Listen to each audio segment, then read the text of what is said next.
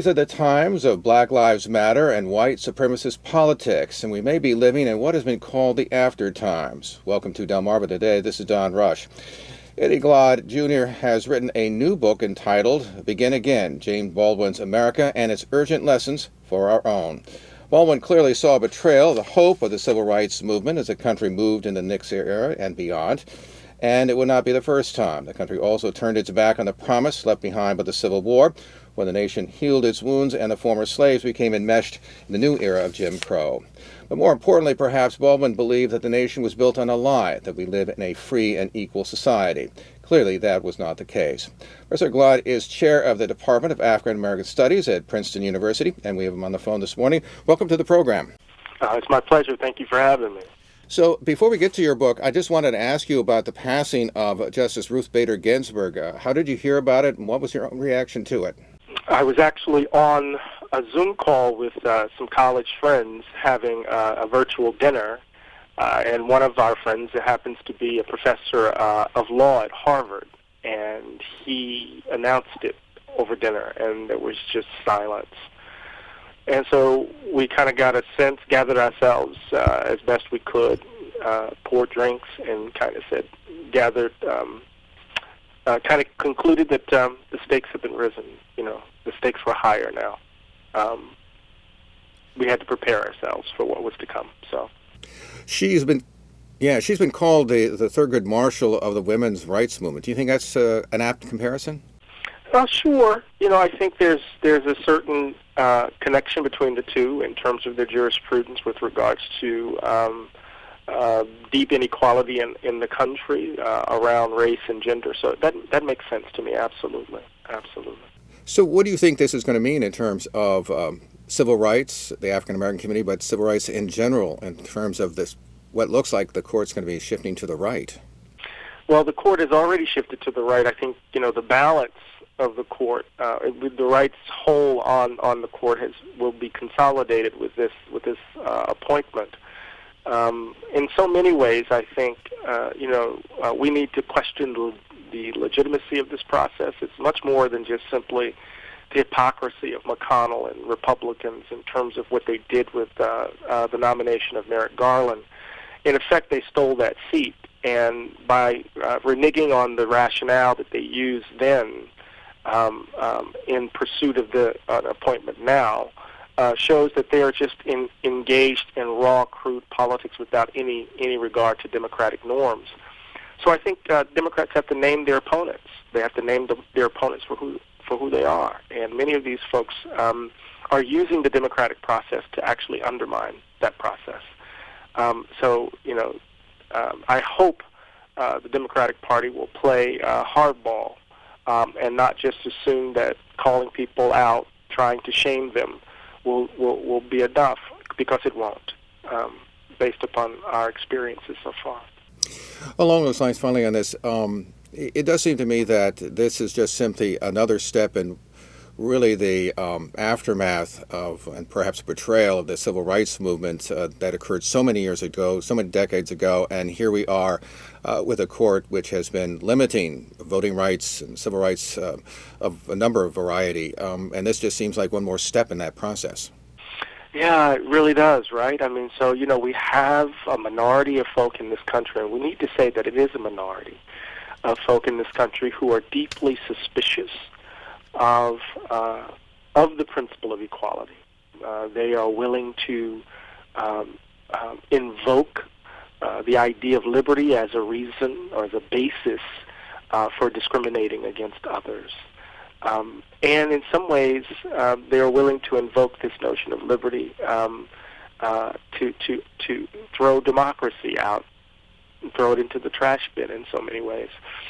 So we're at a crossroads in the country, and people will have to make a choice. There's no middle ground. There's no kind of undecided position.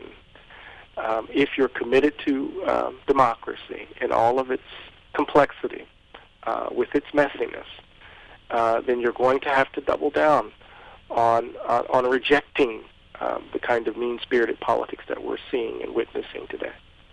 So turning to your book, why is it that you decided to revisit, at least in book form, James Baldwin? I had to deal with my own despair and disillusionment, The nation had done it again. Here we are in this moment where it seemed as if we had turned a corner with the election of our first black president. And instead, we got the vitriol of the Tea Party, voter ID laws and voter suppression. And then, the Electoral College elected Donald Trump.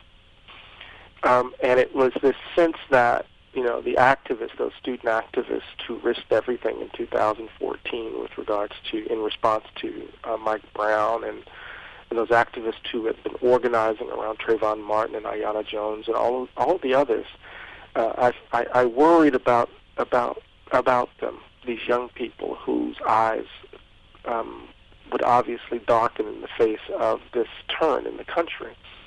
And so I had to find resources to pick up the pieces again, I had to find the resources to imagine what it means to push this damn rock up the hill again.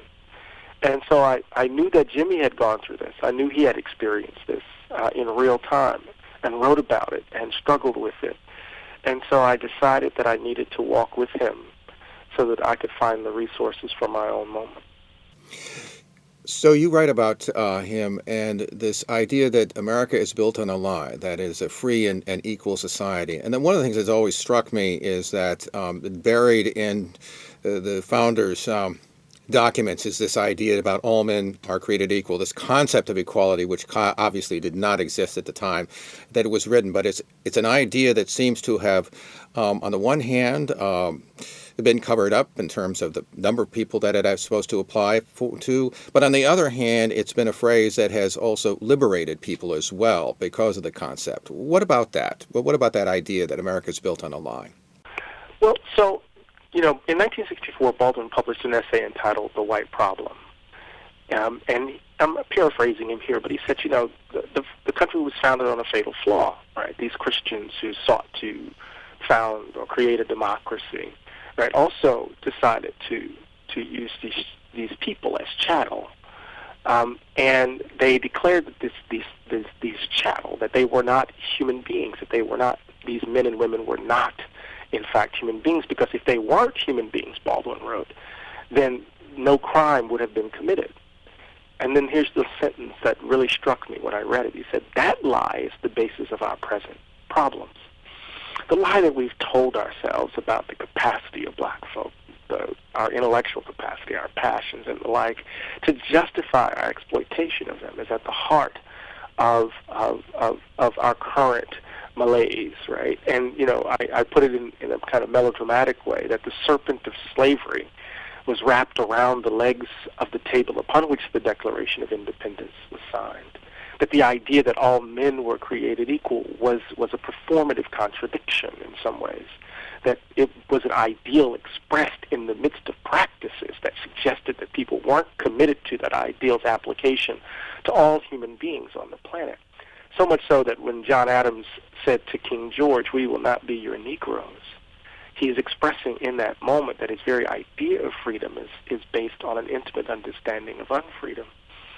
So the idea itself, though, is not limited to the contradictions of the moment. It can be used and invoked as a kind of measure of how far we've fallen short in living up to the ideal itself. But, I'll put it really quickly. The idea of black folk as 3/5 of a person in our Constitution, it's kind of misread, right? Because we're still not viewed as human beings in that instance. It just gives those who own slaves more power, right? The 3/5 of a human being really has nothing to do with us. That is, black people, those who were enslaved. It's really about, magnifying the power of the slave-owning class. And that contradiction, I think, continues to haunt this fragile experiment in democracy.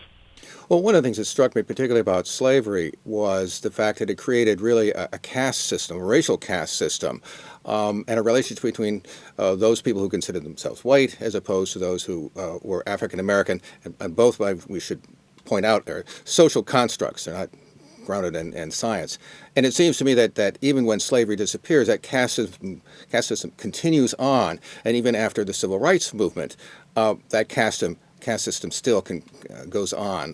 Do you see it that way? I mean, it seems as if we still cannot break out of that system. Yeah, I'm a bit wary of using the language of caste because I don't know if the category is supple enough to deal with the dynamism of racism in the country, of how white supremacy functions. There are caste-like elements to it, but I don't know if caste is at least the social science literature around the category suggests that it may be a bit too bounded, right? Caste doesn't allow us to get to class differences. Caste doesn't allow us to track the way in which race and gender and ethnicity complicate the ways in which race function. But it's certainly the case, I think, without getting into a debate about whether or not caste is the best way to describe the circumstance. What we do know is this society is predicated upon the belief that white people matter more than others. I call this the value gap in my book, Democracy in Black.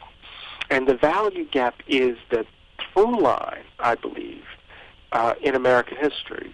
And what it will look like, how the valuation of white bodies vis-a-vis other bodies what it looks like in the context of slavery will be very different than what it looks like in the context of Jim Crow, or what it might look like in the context of a country with its first black president. But what we do know is that this society has been organized along the lines that certain people ought to be valued more than others, and that advantage and disadvantage should be distributed along the lines of that valuation.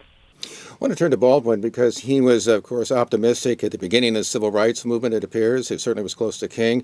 But at the end of the 1960s, there was a change, that he'd become disappointed, that perhaps there was a betrayal going on. And describe that transition for me, that change that took place in him, because in the end he became really despondent.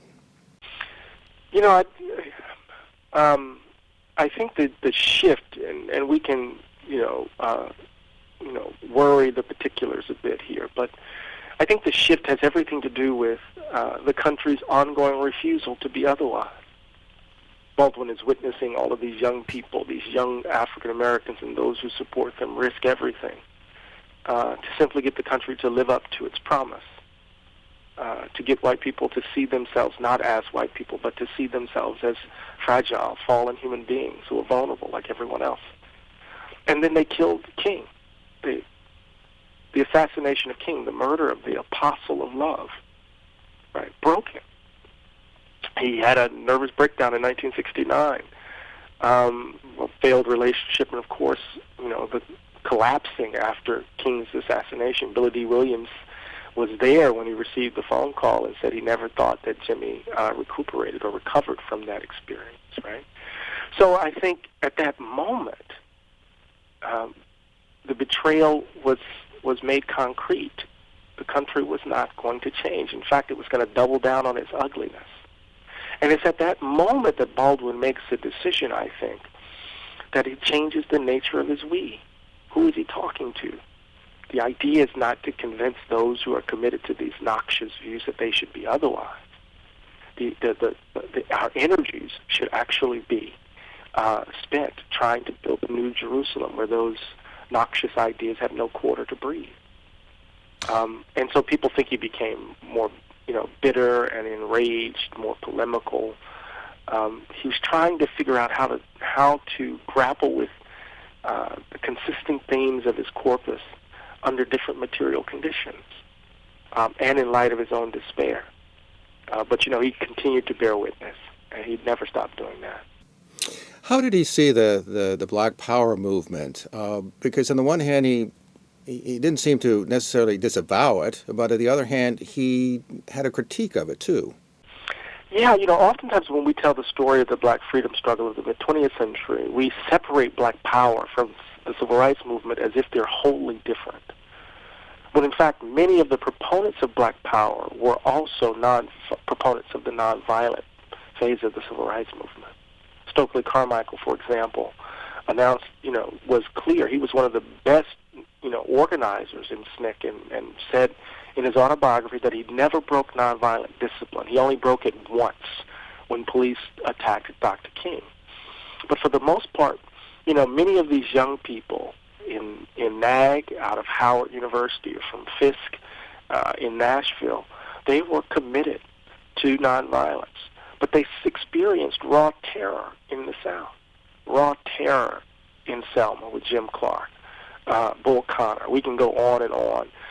And they witnessed their friends being murdered. That they witnessed everyday, ordinary black folk killed just for the right to vote, thrown at the bottom of the Mississippi, as Dave Dennis says. And so that shifted. So Baldwin wanted to tell the story that black power was, in fact, the consequence of the country's failures, that these were America's children. And he refused to allow the country to turn their backs on them, to turn its back on them.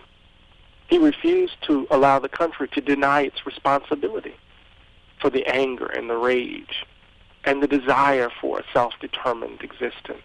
But at the same time, Baldwin was critical of kind of what he called that mystical black bull, to excuse my language. Right, this view of race that could spring the trap, as it were. So he never betrayed those young people. He understood black power for what it was. He understood the cost of never betraying those young black people. But he also wasn't shy about critiquing the way in which, in some instances, they fell into the trap. One of the things that has struck me over the years is the Republican Party, the Party of Lincoln, which in the 1960s turned its back, really, I think, on that tradition in any of its forms. Obviously, we had the Nixon strategy, but before that, we certainly had Goldwater, states' rights, Operation Dixie, and so on. And then that seems to have solidified with the Reagan Revolution. What happened to that party? It's Lyndon Baines Johnson saying once they passed the Voting Rights Act and Civil Rights Act and the Voting Rights Act that they probably had lost the Southern vote. What you saw were those Southern Dixiecrats from the Strom Thurmond's days and those who were committed to Jim Crow, fleeing the Democratic Party and the Republican Party, seeing what was possible politically by embracing these folk. So I think at the end of the day, there is this complicity with those who were and remain committed to the idea that America is and ought to be a white nation in the vein of old Europe. And so we saw it. We're grappling with the ghosts of the mid-20th century still, and how not just simply the Republican Party, but also elements in the Democratic Party have been complicit in it all. So, 68, Nixon is elected. We hear the language of law and order, although we heard that language earlier in the South and among Democrats. But we hear the language of law and order. We see the tax revolt in California, which is, of course, the beginnings of the shredding of the social safety net, as white fellow Californians are suggesting that government is terrorizing white people by engaging in the redistribution of hard-earned monies from white people and giving it to undeserving black and brown people. We see not only the tax revolt, but we see the hard hat rebellion. We see the violence in Boston around busing. The country rejects, in some ways, this effort to really build a genuinely multiracial democracy because they view racial equality as a zero-sum game. And then, of course, it's all consolidated with the election of Ronald Reagan. And I should say this really quickly. Reagan, for many black activists, was notorious. He was as notorious as George Wallace. He was the governor of California during the repression of the Panthers, the governor of California that placed Angela Davis between the crosshairs. He was not committed to racial equality in any substantive sense. The recent tapes of not only Reagan but also Nixon show that they held very, very ugly views about black people. It seems to me, when referring, by the way, to the Democratic Party, that the Democratic Party, particularly as it moves into the 80s and into the 90s, with certainly the President Clinton and the Democratic Leadership Council, for example, that it was trying to grapple with this, what appeared to be at least this new coalition of whites who are voting for the Republican Party. Do you think that any of that is changing now, or do you think the Democrats are still trying to appeal in some fashion to that coalition that they lost a long time ago? Yeah, I think it's a kind of blend, a kind of mixture, because you have the ongoing obsession with the Reagan Democrat. Those white Americans who left the Democratic Party, kind of dying to get them back. So that element is still there. But then you have the Obama coalition, which suggested that with the demographic shifts in the country, that there are ways in which one can get win elections without necessarily pursuing the old Clinton strategy. So I think we're in a moment now where there's a kind of odd mixture of those two approaches, trying to walk that delicate tightrope. I'm not so sure how effective it is. But we see it animating our politics today. Well, one of the things that struck me, and I ran across a really interesting set of numbers, in 1968, which is when Nixon really began to recognize that there was something to be had, certainly in the South, 89% of the electorate was white. This year, as I understand it, we're now probably looking at something around like 68%, and it's going to decline within the next decade. And it seems to me, certainly politically, the Republican Party hitched its wagon to this particular demographic, which is now changing. I mean, and obviously the Obama coalition is an expression of that. But as we move through the next decade or two, the old technique, or the old appeal to those white voters, that Reagan Democrat image anyway, is going to be of diminishing returns, particularly for the GOP. Well, that's what the numbers seem to suggest, I suppose. But when you have blatant policies that seek to disenfranchise large number of folks, when you have immigration policies that are designed to put a halt to the browning of America, there are consistent and concerted efforts to address the impact of demographic shifts on our polity. And I want to say that demographics aren't destiny. You can have a shift in the demographics of the country, but there's no necessary relationship between that shift and a shift in the seat of power. So it seems to me that what we're witnessing, for example, in the Trump campaign, this election cycle, is a concerted effort to activate those white voters who have been disinterested. So when we look at the number of Americans who do not vote, a larger number of them are white. So what are they doing? They're appealing to their resentments, their fears, their grievances. So the idea is to get them to turn out, to get those first-time disaffected white voters to turn out, to counter the numbers of activated and motivated black and brown and young voters, as it were. So we're in a moment of transition. There's no guarantee about where we're going to land. Only thing I do know is that it's not going to get any better. In fact, we need to buckle up. We have some very difficult days ahead of us as a country. I want to return to Baldwin, because he passed away in the 1980s. And one of the things that I noticed you said that despite all of his critique, that he never lost the love for his country, even though it treated him badly. Explain that dichotomy. Well, this is who we are. This place is ours. This is what my great-grandmother buried. Right? Mm-hmm. This is, no matter what these folks say about, that we should be grateful for being here or express gratitude for being allowed to be here. But no. This is the place of this is my home too. And I won't, and Baldwin and I won't cede that ground for anyone. We helped build this place. I don't want to be invited at the table. I know I helped make it. Right?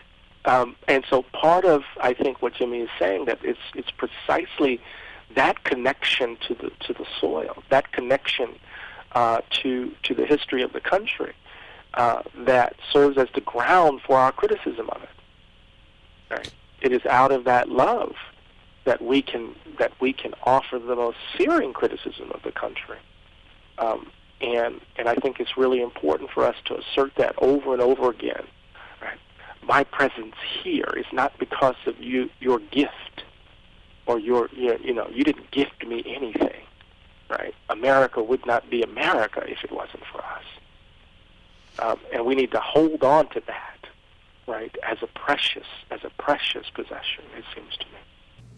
Finally, it almost reflected as something that I read about Frederick Douglass, who emphasized the idea that obviously that African Americans should not be going back to Africa, that they should be thinking about that they were Americans, and this is where they needed to stay. Yeah, sure. There's always been a strand of African American political thought that says that makes the claim that there's no possibility of flourishing here in this place.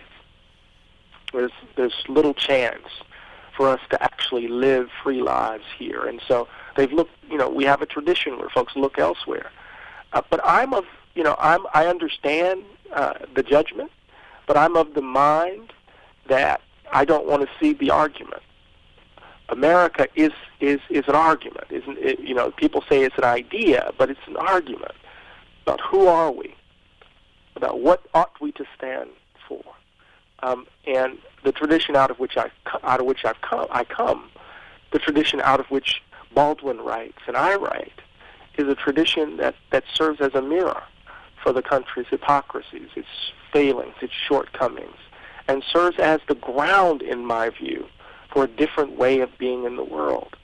And so here we are at another moment of racial reckoning, with a chance, an opportunity to imagine ourselves otherwise. And the question that we have to answer is, what will we do? We've been speaking with Eddie Glaude, Jr. He has written a new book entitled Begin Again, James Baldwin's America and Its Urgent Lessons for Our Own. He's also professor and is chair of the Department of African American Studies at Princeton University. And I was really riveted, by the way, by the book. I thought it was really well thought out and gave me some really interesting ideas about Baldwin, and certainly it's told me, I got to go back and read some of them again. That's wonderful. Yeah. I love that. Well, I thank you for joining us. All right. You take care. Thank you. This has been Delmarva Today. I'm Don Rush. Thanks for listening.